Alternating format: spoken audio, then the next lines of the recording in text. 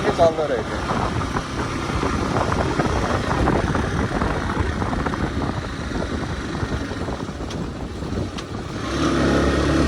Suspension हरिब रहेछ अहिलेसम्म, दामी के रहेछ।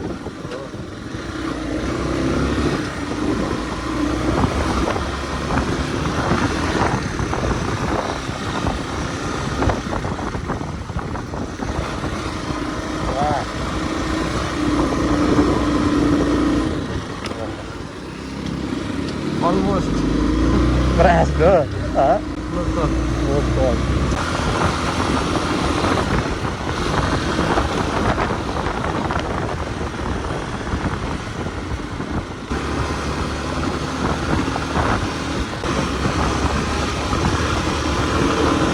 क्या मिटर रहेछ सस्पेन्सन यार।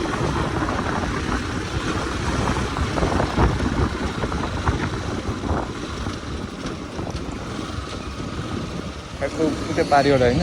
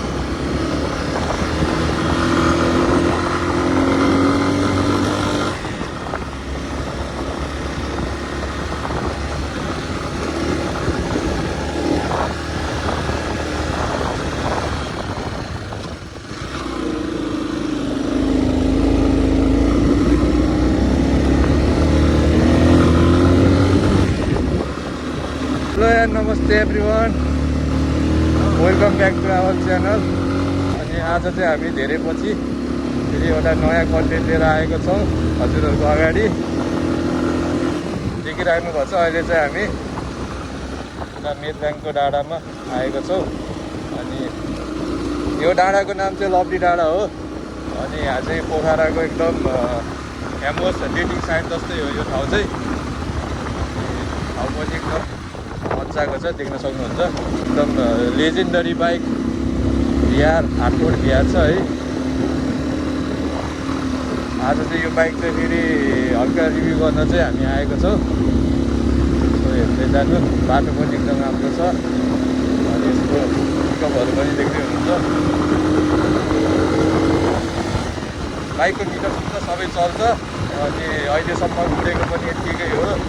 बाइक चाहिँ वान ह्यान्ड हो, सिङ्गापुरे लाउरेर चलेको। बाइक चाहिँ एकदम स्मुथ छ, एकदम फ्रेस कन्डिसनमा, सोचेको भन्दा पनि एकदम फ्रेस।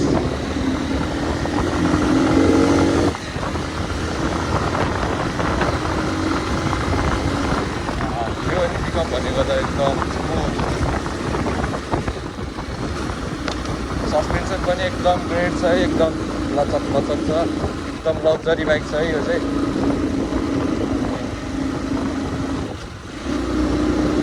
ग्रिनेरी देख्न सक्नुहुन्छ लभली डाँडाको, पोखराको।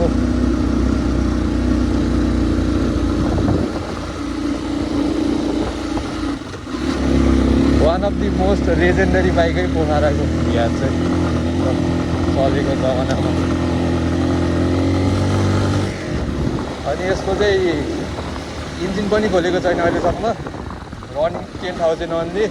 त्यही भएर मोस्ट अफ दि पिस्टन चाहिँ तपाईँहरूको 30,000 मा खोल्नुपर्छ भने यसको चाहिँ जम्मा 10,000 मात्रै उडेको। बाइक चाहिँ एकदम फ्रेस छ। यो चाहिँ वान टाइम अफर भने जस्तो फिल छ यो चाहिँ एकदम। यसको रिभ्यू चाहिँ अझै गर्नेछु भने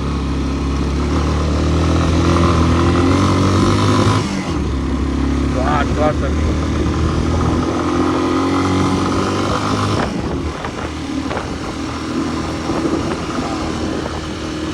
धेरै पछि चलाएको VR।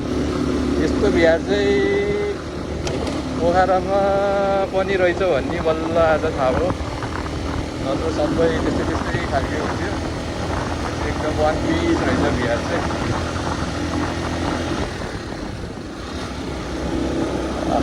डेस्टिनेसन नि आउन लाग्यो, रिभ्यू गर्ने। यता चाहिँ एकदम शीतल छ पोखरामा, अहिले चाहिँ घाम एकदम चर्किरहेछ। सो हामी चाहिँ शीतलमा गएर यसो रिभ्यू गरिदिउँ भने। ठाउँ चाहिँ एकदम शीतल चलिरहेछ अनि शान्त छ। बाइकको टेस्ट राइड पनि राम्रोसँग हुन्छ भनेर हो। गियर पनि एकदम स्मुथ फालिरहेछ क्या, त्यो सोरुमबाट फाल्ने जस्तो। यही हो क्या। अब यहाँ चाहिँ अब डिटेल अलिक राम्रोसँग रिभ्यू गर्नेछ। साइलेन्ट पनि अझै टेक गर्दो रहेछ सबै। हजुरहरूले देख्न सक्नुहुन्छ डट सेगमेन्टमा चाहिँ one of the top most luxurious bike through out the country है।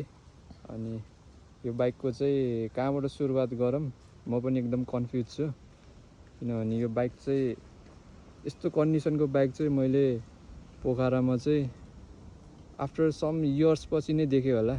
यो बाइक चाहिँ अहिले फेरि हामीसँग अन सेलमा आएको छ है। अनि यो बाइकको रिभ्यू गर्नुपर्दा चाहिँ यो चाहिँ वान ह्यान्ड बाइक हो अनि लाउरेले चढेको बाइक। अब फेरि बेच्दा फेरि लाउरे डक्टर भनेर उ गरे जस्तो होला, तर यो बाइक चाहिँ लाउरेले छुट्टीमा आउँदा मात्रै चढ्नु हुने अनि कन्डिसनहरू सर्भिसिङहरू एकदम टाइमली गर्ने। अनि त्यही भएर बाइक चाहिँ आफै पनि देख्न सक्नुहुन्छ, यो अगाडिको तपाईँको टपदेखि लिएर सबै विङ्सहरू सबै जेन्युन छ, सोरुमबाट जे आएको त्यही छ। अनि इन्जिनको कुरा गर्नुहुन्छ भने नि अहिलेसम्म यसको पिस्टन चाहिँ बनाएको छैन अनि एकदम फ्रेस चाहिँ छ बाइक। हुन्छ अब यहाँ चाहिँ म तपाईँहरूलाई यसको फिचर्सहरू चाहिँ देखाउँछु।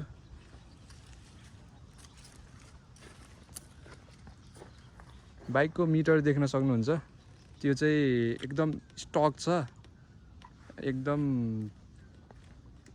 अन्ली 10,000 मात्रै गुडेको छ बाइक चाहिँ।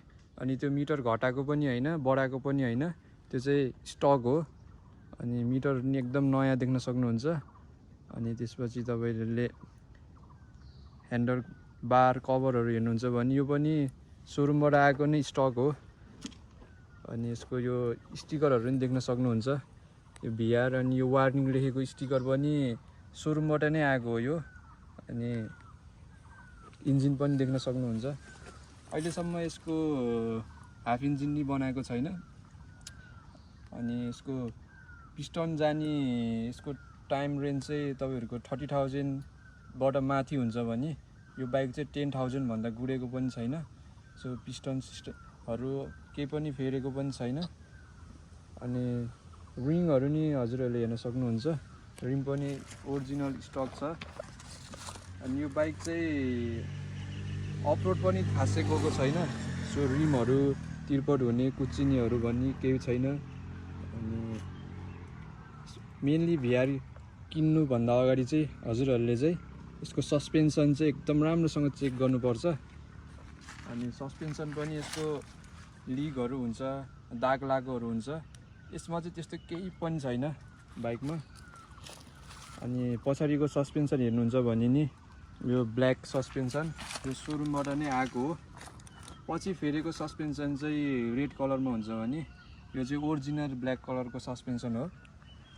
अनि यसको यो पछाडिको ब्रेक, मास्टर सिलिन्डर अनि डिस्क ब्रेक अनि पछाडिको रिमहरू सबै हेर्न सक्नुहुन्छ, यो चाहिँ एकदम स्टक छ। चेन स्पकेट चाहिँ रिसेन्टली नै चेन्ज गरेको यो बाइकको, सो नयाँ छ चेन स्पकेट। अनि टायर पनि हेर्न सक्नुहुन्छ, यो चाहिँ सोरुमबाट किनेपछि चेन्ज गरेको चाहिँ छैन। यो चाहिँ स्टक टायर हो।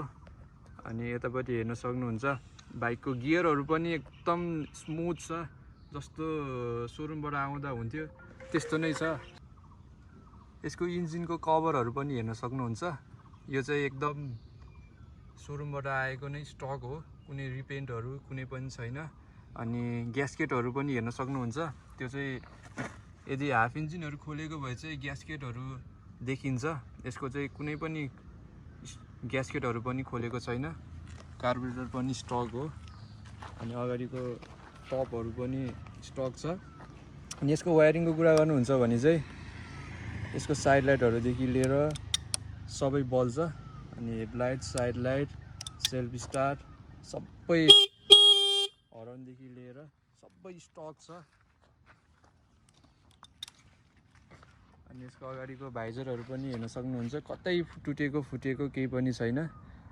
अनि यो बाइक चाहिँ पोखरामा दर्ता भएको G10 को हो। एन्ड यसको मोडल चाहिँ 2014 मोडलको बाइक हो यो।